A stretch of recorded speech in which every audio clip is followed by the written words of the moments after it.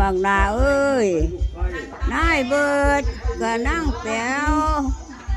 ให้เจ้าขาอันไหนก็ให้เจ้าได้เด้อให้เจ้าได้สูงเพียงหูขึ้นเพียงตาอย่าให้ลดเลยลาความสุขเศร้านั้นเขาหอนอย่าให้มี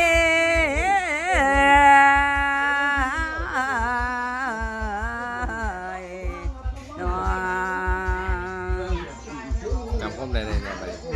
จำคมยังแน่ว่าไปแก้วบักลาเอ้ยที่ได้อ่านถึงล่า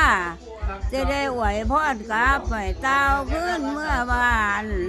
ราชสถานหนห่องวิมานท้องคุ้มกวางราชสถานกวางคุ้มทางบ้านให้โยดีท่านแม่นมีเงินเจ้าใส่ให้ไปเอาอีกแน่เด้อ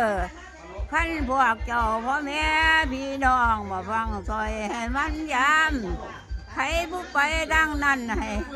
ไปยามไปแวเดี๋ยวเห็นป้ากำแล้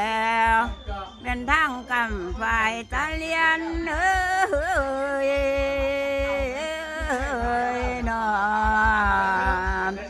นี่ประตูของเขาสะพานท้องขำห้อง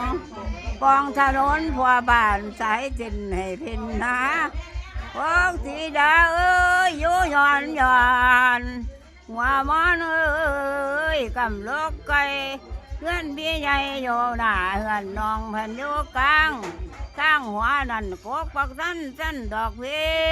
ต้นถนนมักมีทางกำมันไปขวาขอกหัวกูทางเขาขันไปเศร้าให้เพิกเหนื่อยดังที่อื่นอยากของกินข้าวจงคอยเมื่อ